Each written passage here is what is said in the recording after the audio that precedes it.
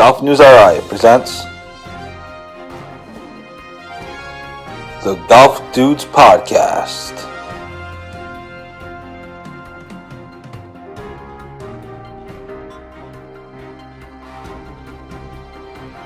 Here are the dudes. Hello, everybody. Welcome to another episode of the Golf Dudes Podcast. Hope everyone's having a great Thursday and a great week. It's certainly been a busy week. Joining me, as always, is Mr. Rich Capelli. Rich, how you doing today, buddy boy? Not too bad. Weather's great out. Couldn't find a game today, which is disappointing, but it's still early. We had a bunch of stuff going on at both our places today, so we couldn't make it work today. So not too much else is going on. Watching a little bit of the Memorial, and then we got the LPGA at Pine Needles on at 3:00 because I can't watch it because I don't pay for Peacock. So that'll be on USA at 3:00. Looking forward to that. Yeah, you mean the U.S. Women's Open on at 3:00? That's what I meant. Sorry. Yeah. Yeah. No worries. The U.S. Women's Open. All good. Obviously, there's tons going on, as you just mentioned, on the pro level. We have LIV Golf stuff. We have high school stuff. We have, obviously, I want to hit quickly on the CBS Charity Classic. It's kind of a little news now, but we didn't get to weigh in on it. But before we get to all of that, and we're going to get to all of that, believe me, we should tell you that first, the Golf Dudes Podcast is presented by Lynx Drinks. Lynx Drinks is best known for their transfusion in a can. A transfusion is vodka, ginger ale, and grape juice, all mixed up into one refreshing beverage. Of course, as you said, Lynx Drinks has recently come out with 2 new flavors that involve orange juice as well, including the back 9 and the front 9 transfusions. So be sure to check those out. They're actually pretty good. And you should look for Lynx Drinks in liquor stores and country clubs near you. Thanks to our friends at Lynx Drinks for supporting local media. So anyway, with that said, lots going on. I really don't even know where to start. Obviously, we had the high school stuff earlier this week, the state championship. We're going to hear from Max Jackson in just a few minutes from his media scrum after just another victory. We have CBS Classic. We have Golf's Longest Day coming up on Monday, June 6th, the final day for the U.S. Open qualifying. And obviously, there's some locals playing in that and some other people that aren't necessarily local, but you might have interest in, like Danny Woodhead. And he even got a shout out from Bill Belichick. Yeah, and he's like, I can't believe I saw that. I can't believe he remembered me. I'm like, dude, you're Danny Woodhead. Of course he remembers you. Like, what? So there's a ton going on, and I guess to start from the beginning, and it's because it's old news, but it was a big deal and a lot of sadness in Rhode Island for it. We obviously did a show for Thursday, Friday morning, and I'm happy I ended up didn't play golf that day because we wouldn't have had the story. But it was announced, and we broke that CBS Charity Classic is no longer. After a 23-year run, they raised millions and millions of dollars for various charities across the region, but that's coming to an end. As someone who volunteered for this classic for a number of years, obviously it was sad. And I think the saddest thing was I was sad that it ended the way it did, as far as not having a tournament in the last 2 years. Like it would have been cool to have like one more, just have like a send off, like you know, bring on. You got to think that's how a lot of businesses, how a lot of businesses end up too. So it's kind of like not fitting, but like it's kind of par for the course without no pun intended. It just got taken out. Yeah, so it was just too bad that it ended. Obviously, it was going to end at some point, and you could see it coming the last few years, and I've said it that it was going to. You could see it in like 16, 17, with the crowds. Changed, you know what I mean? It changed from, well, not even that. It changed from a 2-day golf event to a 1-day golf event, and then they had 2-person teams with best ball to 3-person teams. And it kind of just got watered down, and then it was never a good day too either. It was always the Monday after the U.S. Open. It was always the Monday after the U.S. Open, the week after. Yeah, so it's like the day after the U.S. Open. I mean, I mean, they got top players, but like it's like always like a hassle. Like, oh, what is it? Oh, it's the day after a freaking major. Like, what are we doing here? Like, I went to a ton of them. I saw a ton of people. I saw Annika. I saw Camila Villegas, Billy Haas, all those guys. It was fantastic. I actually saw Lady Antebellum when they did the whole CBS like weekend series or whatever it was, when they were doing like the food festival, stuff like that. I ended up going to the concert at the Dunk. That was awesome. But yeah, it's a shame. Me and my dad went a bunch of times, and it was fun. It was a great course. super hot during that time frame, but it was right on the water, so it was cool. Yeah, it was a great event, and it was really my first introduction, I think, or certainly one of them. My first introduction to watching pro golf live, because obviously there's not a ton of pro golf events here. Same. And, Yep. you know, when I was a kid, I wasn't necessarily going to Boston to see the TPC tournament necessarily. Yeah. So it was really my first introduction to watching pro golf in a live setting. So obviously it was sad. I got to meet Arnold Palmer. I got to meet Annika Sorenstam.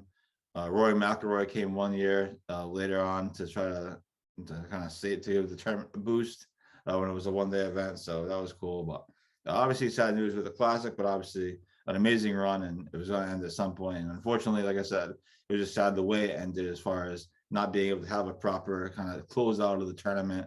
Now, how that would have looked with Brad Faxon and everyone's hate for Brad Faxon, I'm not really sure.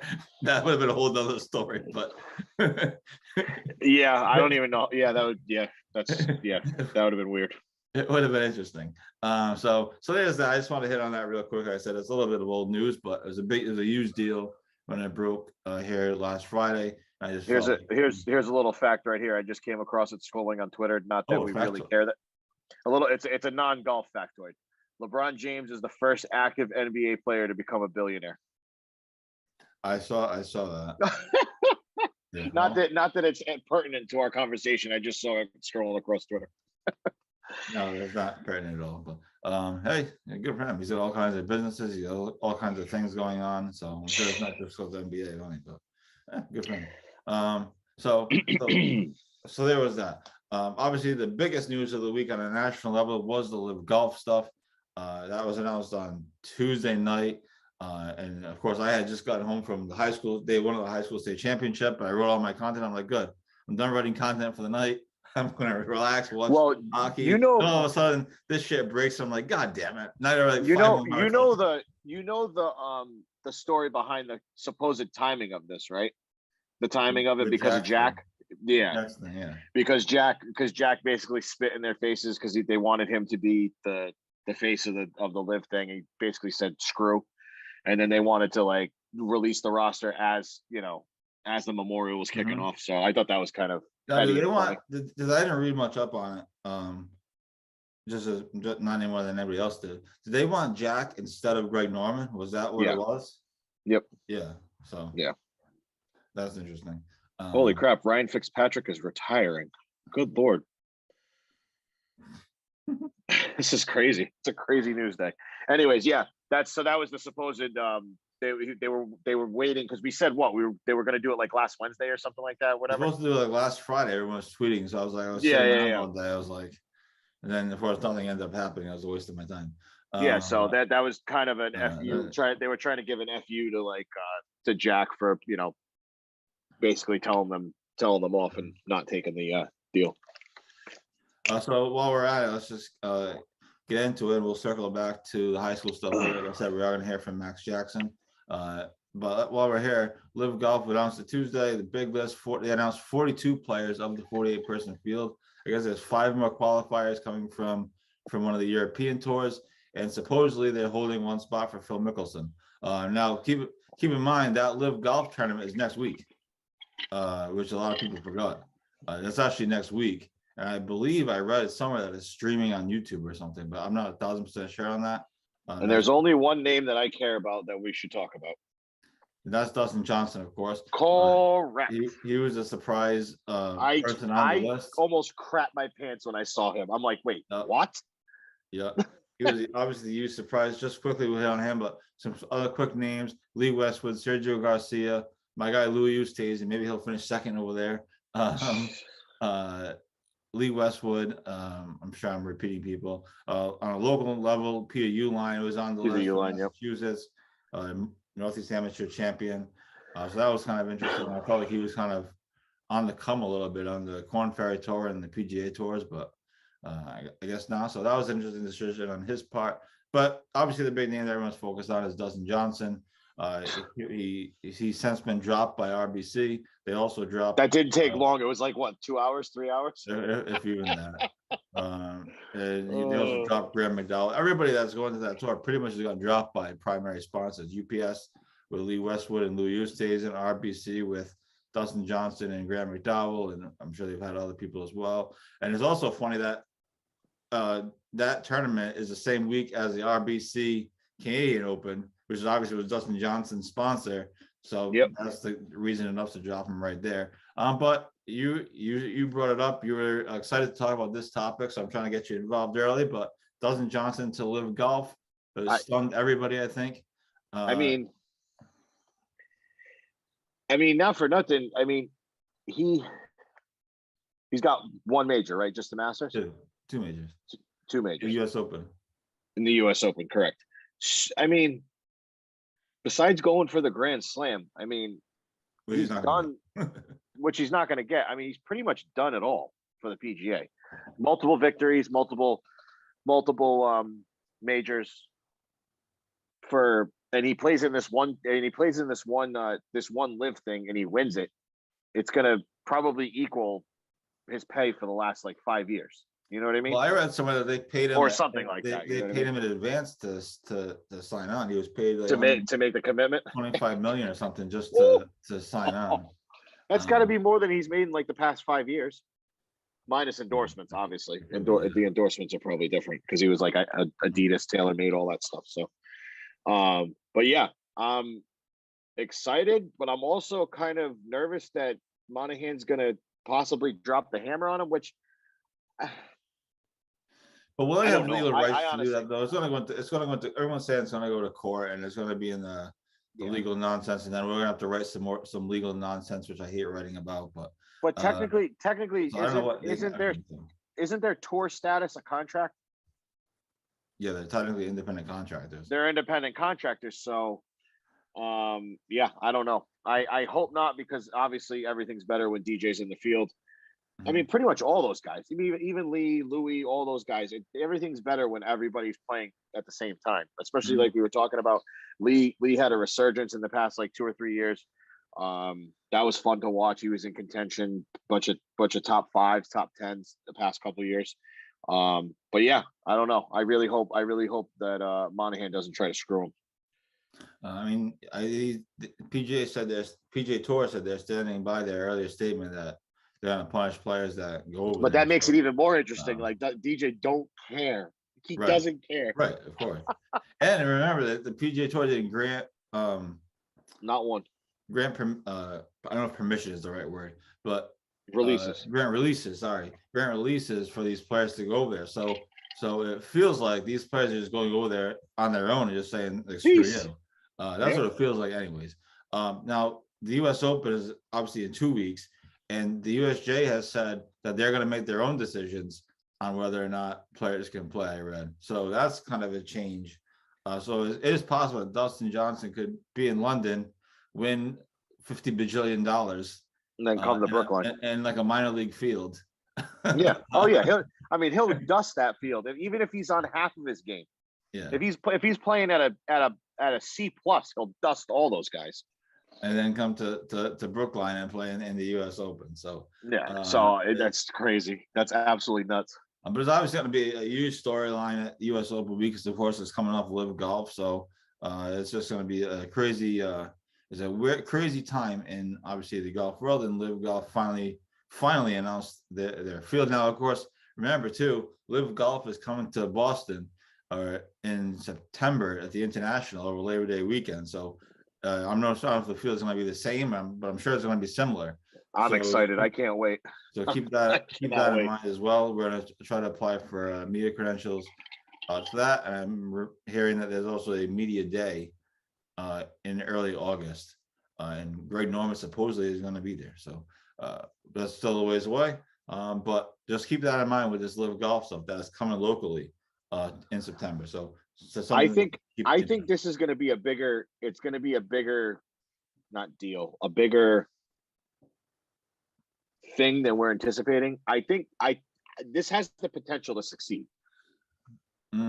Yeah. Especially if other guys see DJ going, like the IDGAF attitude, like I screw the PGA, screw the contract, I'm going. this may make other guys think about jumping ship. Well, if this whole thing goes to court, which is what everyone's saying is going to happen, and the PGA Tour loses in court, and it's determined that there's nothing that they can do, Oh yeah, then they're really in trouble. They'll all play. Then they're really in trouble. So it's something to keep an eye on. Like I said, and there is a local angle too, which is what I like because it is coming to Boston or just outside of Boston in September. So we'll have obviously coverage of that when it gets closer, but something to keep an eye on. And again, I think it's streaming on YouTube. I will try to confirm that over the next couple of days. I thought I read that somewhere. I'm not 100,000% sure, but I'll try to confirm that, or we'll try to confirm that and get a link out or something along those lines when it does happen. So there is that big news from the week. Big national news broke on Tuesday night, and it kept me writing right through the midnight hour, which was fine because it was worth it in that situation. But it wasn't what I was hoping to do. But anyway, big news there. Dustin Johnson to LIV Golf, probably going to be suspended by the PGA Tour, I would think. Rory McIlroy was asked, I think yesterday in his press conference about the field, and he said that he hopes that they don't get suspended because he obviously has friends that are going there. But he was asked about the field. He goes, I don't think it's anything to jump up and down about. It's not any better than the field that we have here or the fields next week. So he kind of took a backhanded approach to it, but that's what he said. So it is interesting. All these guys are going to be asked about it all week, and certainly next week as well at the RBC when they're going head to head with. Oh yeah, that's going to be insane. So next week's going to be a crazy week on a national level, and the week after that is the U.S. Open, and that's going to be crazy for a whole bunch of reasons.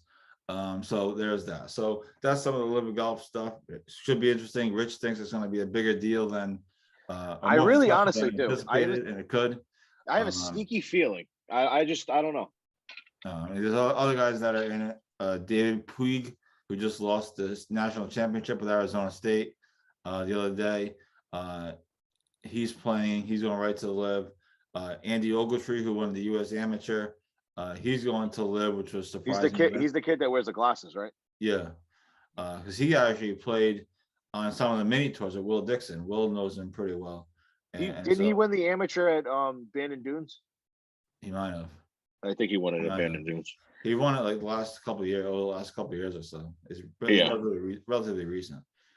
So he's going over there, and obviously some other amateurs and European players that we don't really know of as well. Richard Bland is one, so you can tune in to watch Richard Bland play. So anyway, that's kind of the LIV Golf stuff. Obviously, lots of controversy, lots of stuff going on with that, and it's just going to continue to go as next week they literally go head to head with a PGA Tour tournament. So this week is just to talk about it. Next week they go head to head. So it's going to be fascinating to see what happens. I don't know if it does stream on YouTube. I'm imagining they'll come out with YouTube streaming numbers. And I was just gonna say, you said it's on YouTube, right? It's on YouTube. That's what I read. That it's streaming on YouTube. But I don't know that 1,000% for sure. Like I said, I'm gonna try to confirm that over the next couple of days and try to get some sort of information out where people can find it. Yeah, I'm gonna look too. If it is on YouTube, there'll be streaming numbers, so it'll be fascinating to see what everybody will be able to watch it without regard, you know. Yeah.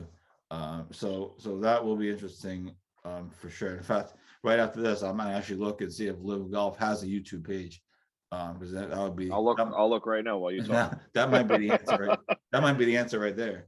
If they have their own YouTube page. I got you, bro.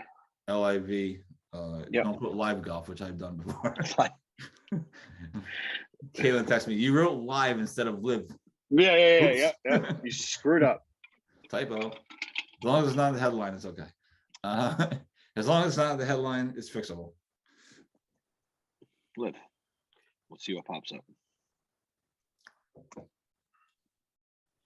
So while Richard's looking at that, real quick, we want to circle back to high school, but real quick, golf's longest day is Monday, June 6th. Obviously, we'll be following locals like Tommy McCormick playing in New York. It's 36 holes to get to the U.S. Open. I don't know 1,000% how many players are getting in. I know the Texas qualifier last week had like 13 spots. I don't imagine there's going to be 13 spots coming out of New York, but there could be. And also Bryson Richards is playing in New York too, the URI star. So we'll have coverage of that. We'll follow the live scoring. We'll put the live scoring links up on our Facebook pages and our website so people can follow the locals. Obviously, also you can follow Chris Francoeur. He's in a final qualifier, and former Patriot Danny Woodhead. He's playing there as well. Apparently, he's a really good golfer now, so good for him. He's kind of got like the perfect body for it, like stocky and muscular, but short, Yeah. So this last year, him and a partner made a deep run in the US 4-ball. So now he's. So I'm not seeing anything for the actual LIV, but like CBS Sports headquarters, Sky Sports Golf, Dan Patrick, Golf Channel, all that stuff. But I don't see an actual YouTube page for it yet. Yeah. So all right. So we don't 1,000% sure, but I heard that it's streaming on YouTube. So we'll see. Maybe somebody's carrying it on YouTube. Maybe.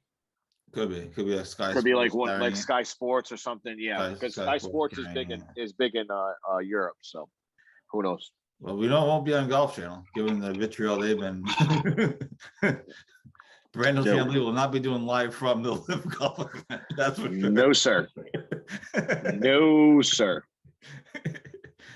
So there's that. It should be interesting to see how it all plays out. I guess I understand the controversy of it. Obviously, I'm also excited for the content part of it as well.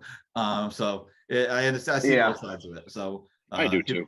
People saying that they shouldn't do it because of the Saudis, and I get that. I was at the side that says they should be able to go play where they want. I get that part of it too. Like I said, I'm just here for the content. So there's that. Let's circle back, and then we'll get into. We want to get to the U.S. Women's Open. We want to give them some time, and the Memorial Tournament. Circle back quickly to high school golf. I was at the high school golf state championship last 2 days over at Cranston Country Club, and shockingly, to the surprise of nobody, LaSalle won the team title for the first time since 1974, and of course Max Jackson won the individual state championship with a 2-round score of 3 under 139. That was at Cranston. Yeah, Cranston. So congrats to both of them. So now LaSalle owns all 3 golf championships. They own the women's championship, or the girls championship. They own the boys state championship and the team championship. So they have the triple crown. Is that good? I think that's pretty good. I asked Max afterward in our little media scrum there, and I said, historically, LaSalle has not been known as like a golf school. They're mostly like basketball, hockey, football. I said, is it safe to say LaSalle is now a golf school? He goes, LaSalle is definitely a golf school. Especially with his ass there. Give me 1 second. I got to step away for 1 second. Well, I'm just going to keep going, though. Yeah, go ahead. Like I said, Jackson put a 2-round score of 3 under to win by 5 shots over Narragansett Sebastian Carlson, who had a great tournament, and Moses Brown's Harry Dessel, whose high school career comes to an end. And then now it should be noted that Jackson is the first player to win back-to-back state titles since Will Dixon won 4 in a row from 2014 to 2017. And I texted Will Dixon. I said, you might be on the clock, buddy. And Jackson said he's going to go for the 4 in a row, obviously. So it'll be fun to watch over the next 2 years. And afterward, we caught up with Max Jackson and the little media scrum, and I put together a little bit of a package with a few highlights and obviously some commentary from him and some of his thoughts on just another victory for him and the LaSalle Rams. So we'll play that now.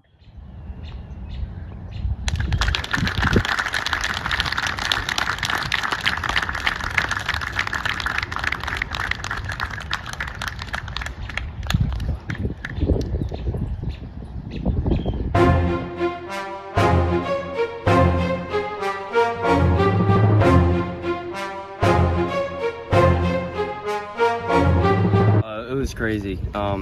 This year definitely felt a little closer than last year. Harry was playing great, and coming down the stretch, there's definitely a lot of pressure. But this one feels different because we have a clean sweep this year.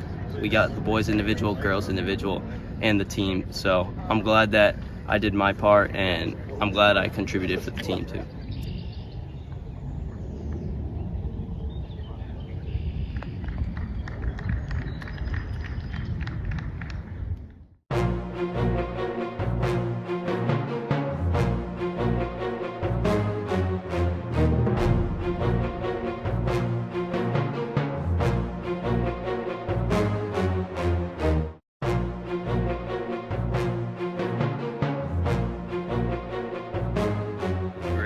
Next year I'll be an upperclassman, technically, so I'll kind of not be the underdog anymore. But yeah, it definitely feels nice to get these two out of the way. I feel like they'll definitely be the hardest, so now that I have this experience, it'll be better.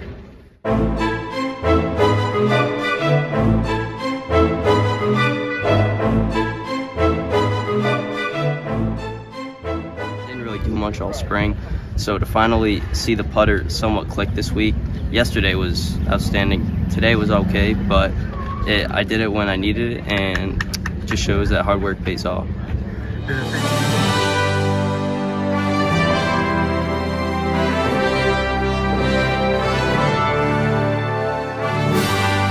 Yeah, this kind of was a dominant year for us. We led the state in scoring average, and we showed it in these big tournaments, and I'm just happy for our seniors, and got really close with the team this year.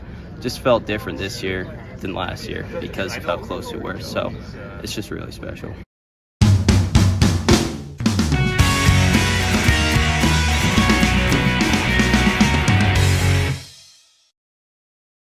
He's been an unreal player and an even better person, and I'm blessed to play against him, and he's challenged me in multiple tournaments. We go back and forth. It's just whoever's on that day, and he's going to do great things in college, so I'm just really happy I got the chance to play against him. All right, that was Max Jackson following his second round at the high school golf state championship. It really is two of the best days in all of high school sports, at least on Rhode Island. Great event, great to see so many people come out and watch. And obviously, you have all the teams there as well. And so we'll see what the future holds for LaSalle. But given that they have Jackson, they have Olivia Williams, they could be a dynasty for a long time. They could be a dynasty for a long time. He's a sophomore? Jackson's a sophomore. Williams is a freshman. She won the girls' state title at Warwick Country Club, of all places. Wow. Yeah, so it's definitely fun to watch. And like I said, this high school season was highly anticipated by me mostly. I tried to build up some hype for it. Hopefully, I was able to bring some attention to the kids and the teams, and I think it lived up to the hype. It was pretty fascinating. LaSalle pretty much dominated most of the season. That was just kind of what I figured. They had the lowest scoring average, and it wasn't even close. And they won the state championship by 19 shots. So over Bishop Hendricken, who snuck in at second. So it was pretty much was over on the back nine, unless Max was in the last group, of course.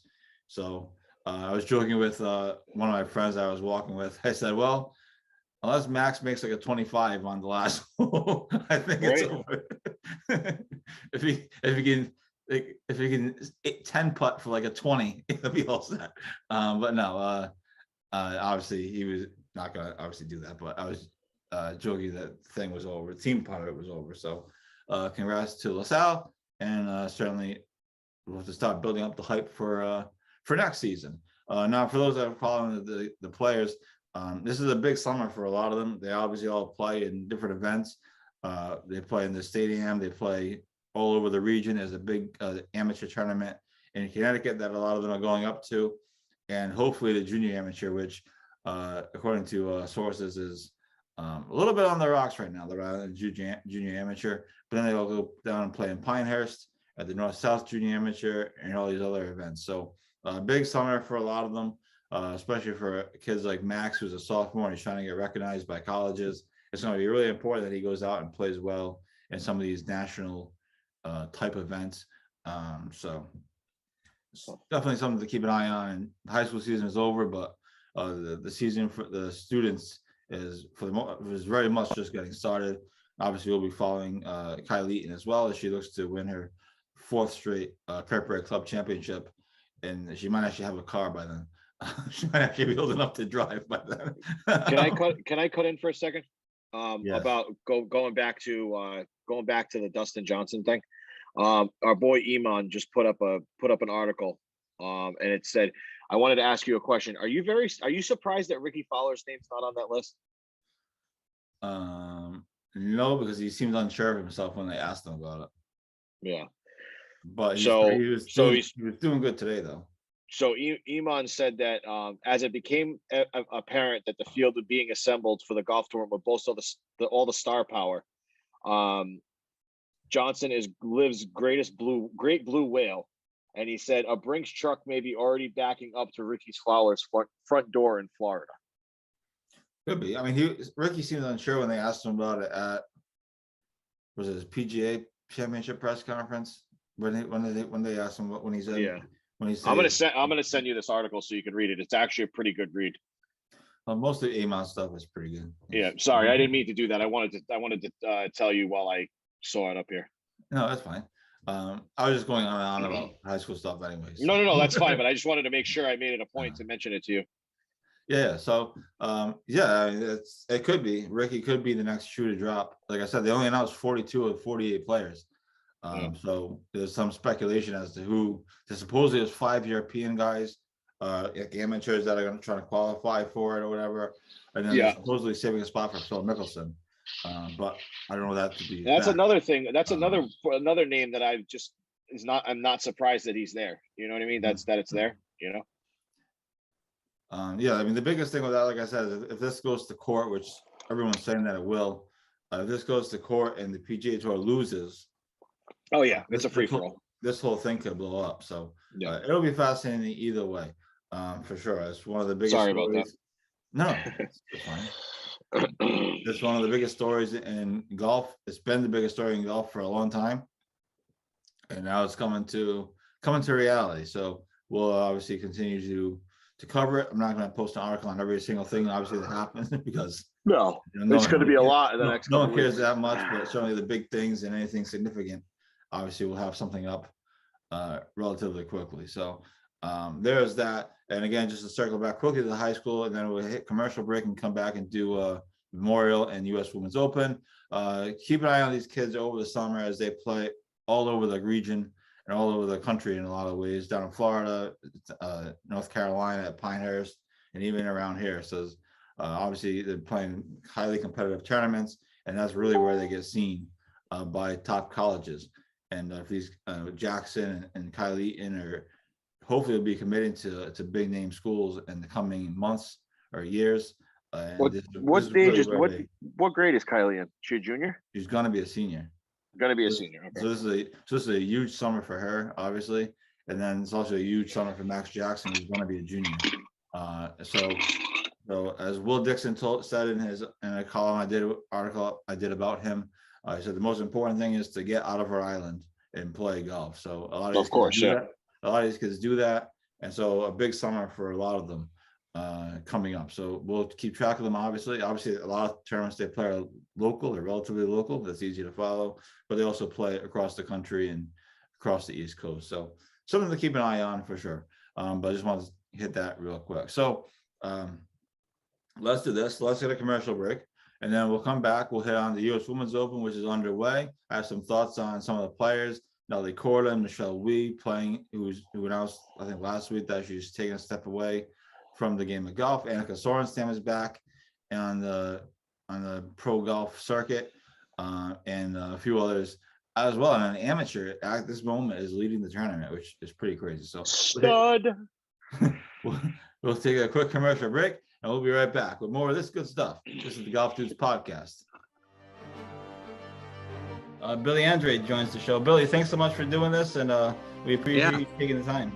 Well, thank you. Thanks for having me. I'm excited. I'm very excited to be joined by an 11-time Emmy Award winner, and that is Armin Katayan. Massachusetts Women's Amateur Champion Allison Paik. The days of the country club just being golf and maybe one amenity are gone. Unfortunately, Metacomet doesn't have those.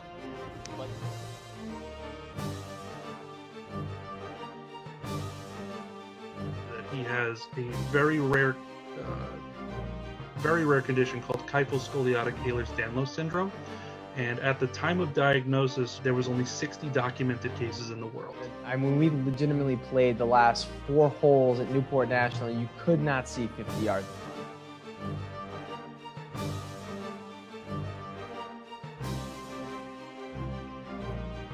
And welcome back to the Golf Dudes podcast presented by Lynx Drinks. Lynx Drinks is known for their transfusion in a can. Transfusion is vodka, ginger, and grape juice. Or their other two flavors, the front 9 and the back 9 transfusions, all are very good. Thanks to Lynx Drinks for supporting the local media. And then check them out at liquor stores and country clubs near you across the region, across the state, really across the country at this point. So they're on a roll. We hit on the LIV Golf stuff earlier. We hit on high school stuff. We hit on, I hit quickly on golf's longest day, which is Monday, which we actually do have a rooting interest in for maybe the first time in a while. And so now let's hit on obviously two major tournaments going on in professional golf this week, the Memorial and the U.S. Women's Open. Both are underway at this time. And as Rich mentioned earlier, U.S. Open coverage picks up on USA from 3 o'clock to I think 8 p.m. They said. I think it's 8, yeah. On both Thursday and Friday, and then I think on the weekend it switches to NBC. So U.S. Women's Open right now is being, as we speak, at 2:15. It's being led by an amateur, and Ingrid Lindblad from LSU. Pretty impressive start. It looks like scoring conditions are good early on. We'll see how that changes over the course of the afternoon. It'll be fun to look back on this podcast and say, well, we were completely wrong about this or right about that. Or right. But just your early thought. You've been seeing some of the clips, I'm sure. So your early thoughts on U.S. Women's Open at Pine Needles, which is in North Carolina, by the way. Yeah, it's right down the street from Pinehurst. That whole area has like a ton of amongst Pinehurst, what, 9 or 10 courses in that complex. There's a bunch of other ones that are just south of there, Tobacco Road, Pine Needles, and I can't remember a couple of the other names, but yeah, it's like a golfing mega island over there.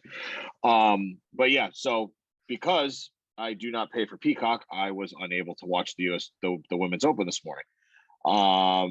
Like Joe said, it's on at 3 o'clock on USA, 3 to 8.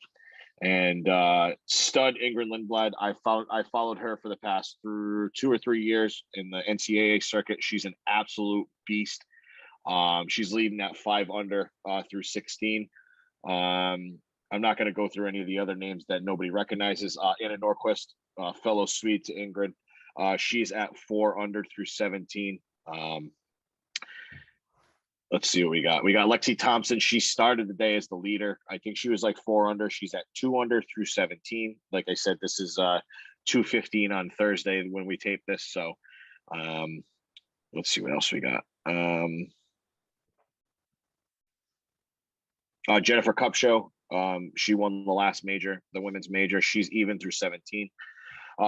Nelly's sister Jessica. She's even through 16. We go down. Angel Yin, even. Let's go down to the people who haven't teed off yet because that's who we care about. Come on. There we go. Michelle Wee, she's at 136, so she's already teed off. This, I don't know why this hasn't updated yet. Georgia Hall, she also went off at 140 along with Sophia Popov, another German stud. What else we got? Megan Kang at 151, obviously already off. And there was a couple of my favorite. She's one of my favorite LPGA golfers, Lizette Salle. She's going off right now as we speak. Danielle Kang, second favorite women's golfer. She goes off at 224. And Rose Zhang, your girl from Stanford, she goes off at 235. She's another stud. She's number 1 ranked amateur in the world, and Ingrid's number 2. So that's going to be a fantastic battle for them to see who gets bragging rights for that. And that's about it. Rosie Zhang has been in the news recently because she committed to go back to Stanford for another year, which insane, absolutely crazy. Which stunned everybody, but she wants to go to college. She wants to be with her teammates. Obviously, Stanford women look like they could be some sort of a dynasty. Right? It's crazy. So they're so good. Might as well go have fun in school. Plenty of time to turn pro later. That's what we just said with the whole basketball. with Yeah. the beasts College that basketball, are coming back to basketball this year. I'm not a huge I'm a more college basketball than NBA guy, but that tournament next year is going to be awesome. Anyways, but yeah, look for that on NBC, USA, Court TV. It's like some sort of like they're trying to mix it up through the station, so you just got to look on your cable guide to see. I for one, I'm going to be watching it all weekend because I like women's golf and I love the majors. Yeah, so a couple of talking points on the U.S. Women's Open that I find interesting. Obviously, the big news recently was Nelly Korda committed to play after having blood clot surgery over the last few months. So we'll see how she looks. Obviously, I think she's maybe I don't know if she's the most important, but she just won the gold medal. She's really the face of women's golf in America at this moment. I think she's probably one of the most important women's golfers in the country, if not on the world when it comes to growing golf in America and women playing golf and someone to watch. So it's great that she's back. Obviously, the story came out a couple of weeks ago. Michelle Wie is stepping away from the game of golf. She's playing this week, but she's stepping away. She's not going to be on tour anymore. She was I don't know if you remember her growing up when she was like a phenom, and she was playing in all these tournaments. And it's kind of crazy that she's kind of stepping away. Obviously, she's a mother now, so life changes, and she's married to Jerry West's son. I was just gonna say she's gonna do okay. She's so right. kind of one star is returning, another quarter, another star seemingly is going away. Michelle, we didn't really say she was retiring, but she Who would you compare her to in the PGA? Who? Michelle. Well, the amount of hype she got, I compare it to Tiger Woods. But you think she was that high? Yeah. She was pretty. I mean, she was pretty. She was. I was going to say that, but I thought I was stupid for saying that. I mean, obviously, she doesn't have the wins. Her pro career probably didn't turn out as a lot of people the way she wanted. Yeah. As a lot of people thought it was going to turn out. Hype wise, yeah. Hype wise, she was a phenom coming out of just growing up. Yeah. So I would compare. I think it's fair. Like I said, obviously the wins. I'm not comparing greatness. I mean, obviously it's two different levels, but hype wise, she was right up there for women's golf. For women's golf, she was a big deal. And that was a big deal when she decided to go back to college and go to Stanford and do that whole thing. So it was a big deal. She played on PGA Tour tournaments. She missed a cut on a PGA Tour tournament by one shot. Playing for the men's tees.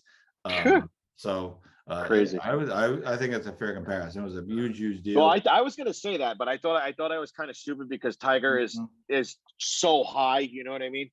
Well, I mean, of course, it's just comparing. It's not equal.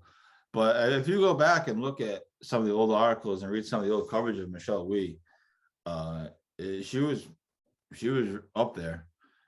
She was being offered a contract. Well, she had the endorsement by Nike too. So her and Tiger were both with Nike. So she had the endorsement by Nike. She was being offered contracts right from the get go.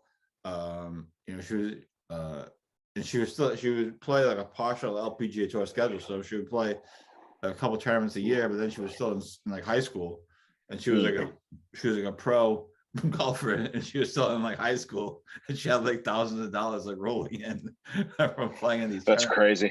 She was on an interview with. She did a good podcast with Subpar guys.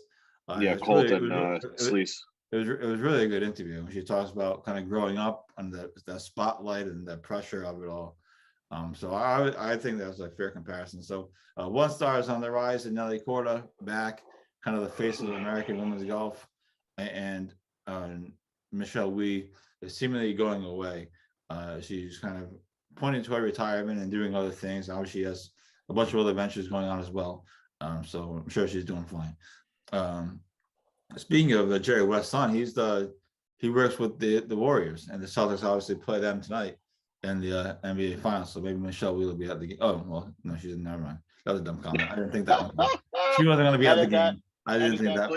I didn't think that one through. My fault. Anyway, another person that's playing is the greatest women's golf forever, and Annika Sorenstam.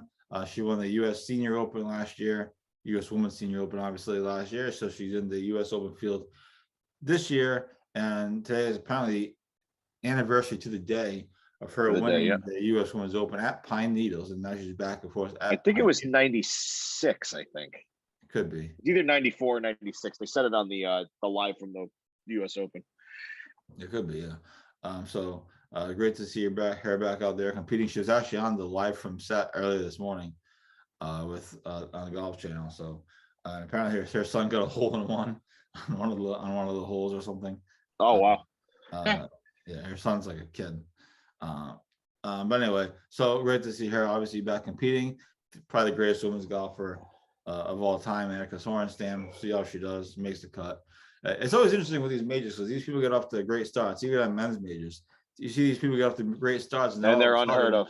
They're unheard of. Catch the bad side of the draw, or they, this course toughens up, and all of a sudden they kind of like fall apart. So just because someone's 5 or 6 under now, it doesn't. I don't see it really getting that much more tough because it's like 100 degrees there. So I mean, if it's firm, it's fast. I mean, I really don't.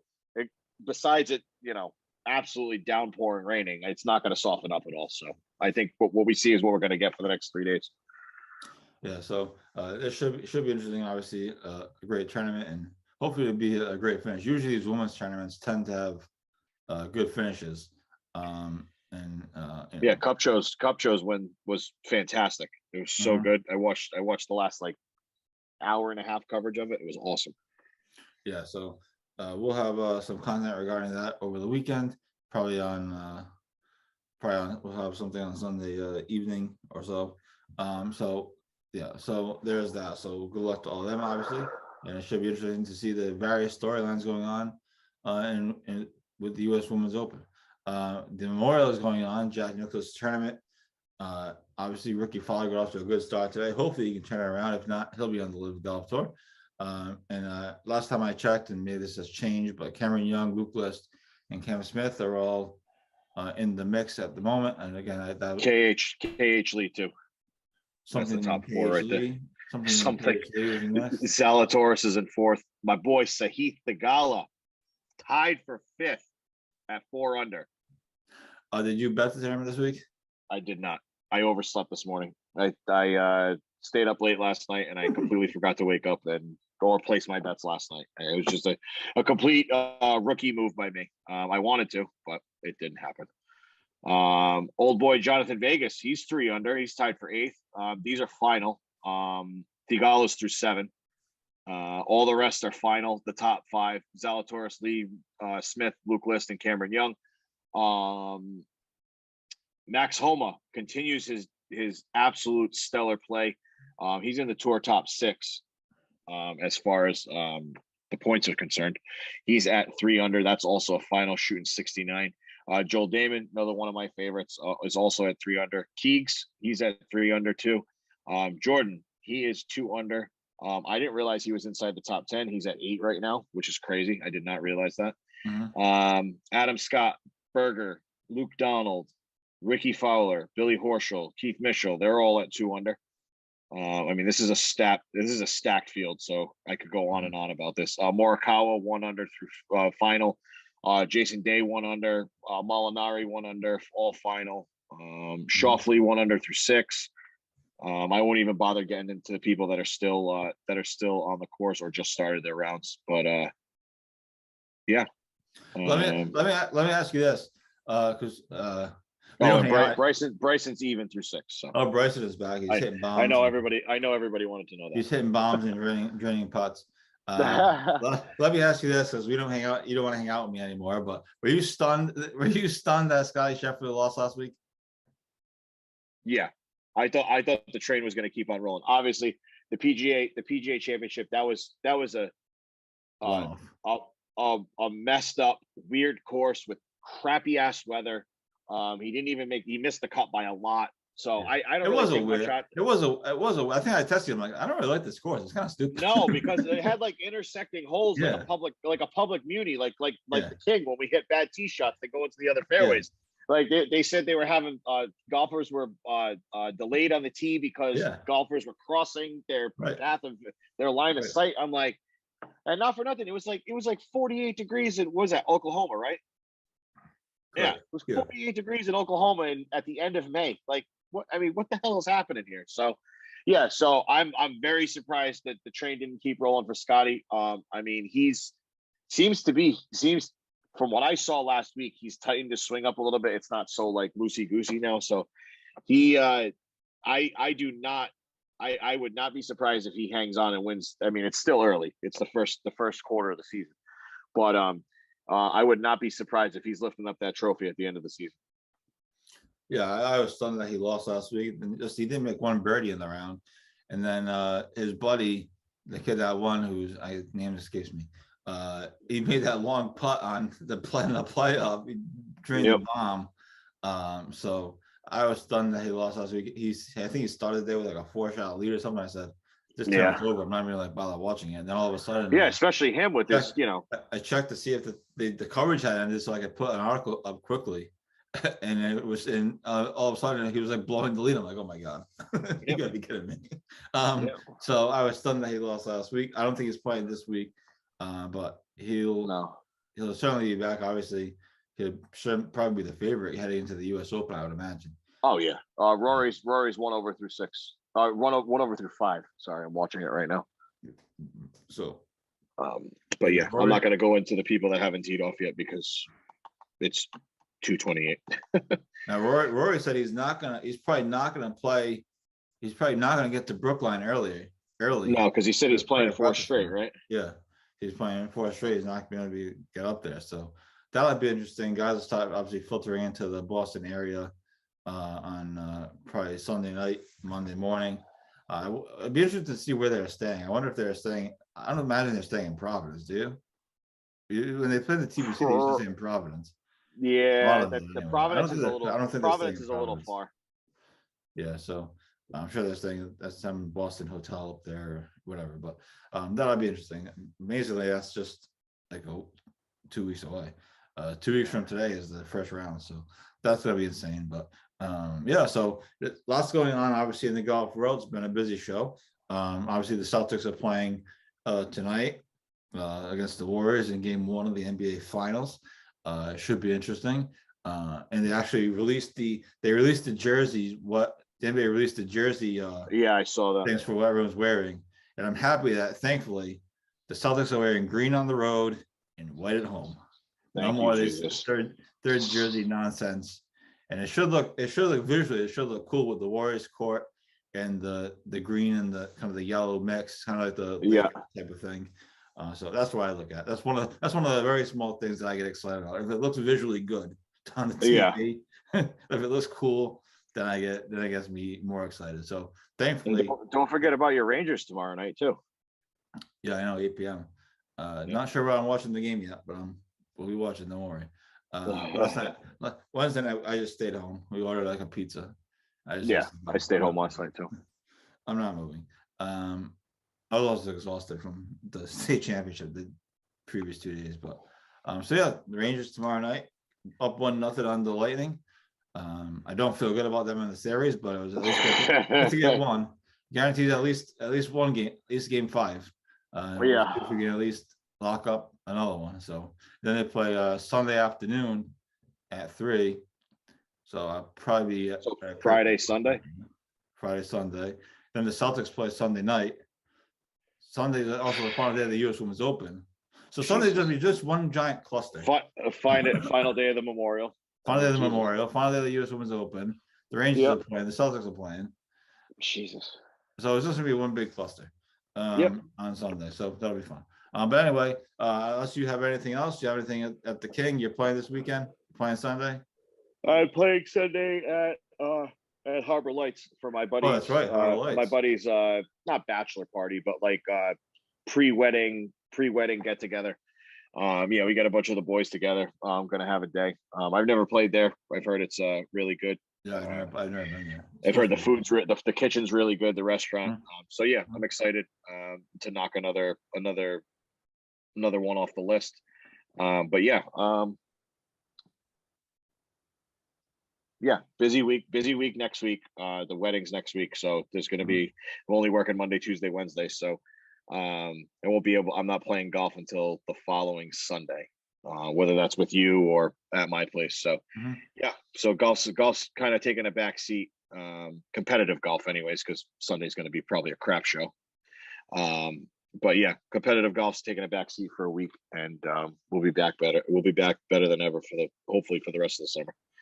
Yeah, so that's awesome. So have fun next week. We are still in trying to figure out your podcast situation for next week, but it could just be me. It could be both of us.